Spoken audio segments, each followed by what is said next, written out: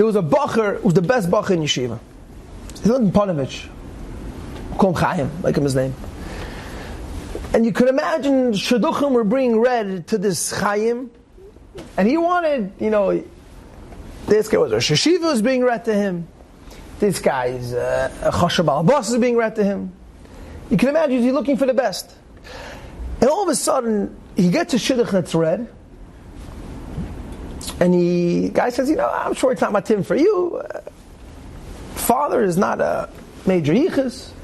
Has to be the grandfather's a fourth grade Rebbe. You're probably looking for a Sheshiva. You're looking for a high stature. He says, fourth grade Rebbe? So what's the grandfather's name? He says the grandfather's name. I want to go out with the granddaughter. You know what I'm saying? Go ahead. He says, I want to go with the granddaughter. He says, why? He says, let me tell you a Maisa. Okay. So when I was a little kid in fourth grade, a watch now is everyone has a watch. Not about a Rolex, but a watch, even the calculator watches. No, it was expensive. No one had a watch in those days. He says there was one kid in my class that had a watch. I was so makana this kid. I was so jealous. Kid had a watch. And one day by recess, this kid left the watch on the table. My Yitzhahara got to me. This top bacher saying, and I snatched the watch. I literally gambled the watch. I took the watch, I put it in my pocket. Comes after recess, everyone comes inside. This kid comes to his desk. What? My watch? Who's talking about? What? The kid went crazy. And the Rebbe said, 15 kids in the class, whatever the amount was. Everybody line up. We're going to empty everyone's pockets. We're going to see who took the watch. Goes to the first kid, second kid, third kid, fourth, fifth, sixth, seventh, eighth kid was me. I gave the Rebbe the watch. He goes weiter. Oh, the ninth kid goes to the 10th kid, 11th, 12th, 14th, 15th. All right, boys, go back to your seat. They'll go back to the seat. The Rebbe says, Yankel, I have the watch. He gives Yankel back the watch. Boy, side. Let's go back to learn.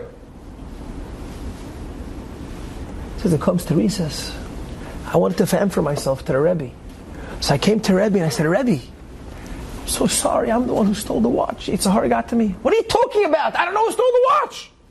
What do you mean? I don't know who stole the watch. What do you mean?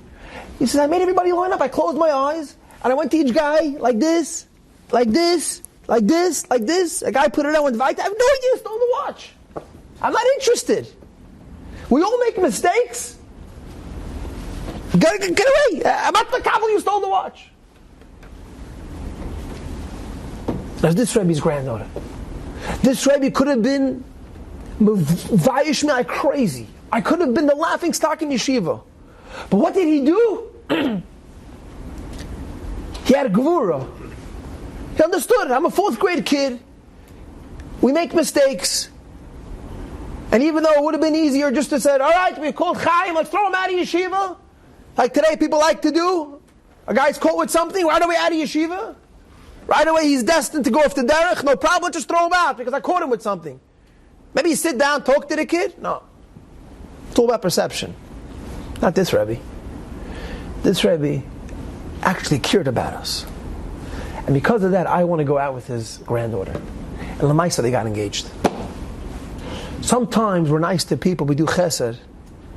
We think we're being nice for that guy. But God, whatever comes around, goes around. Kodesh Baruch Hu has a cheshbon. You do for Yenim, I'll do for you. And that's not what you see over here. Rabbi said, let's be nice to people. Let's go out and have a way for people.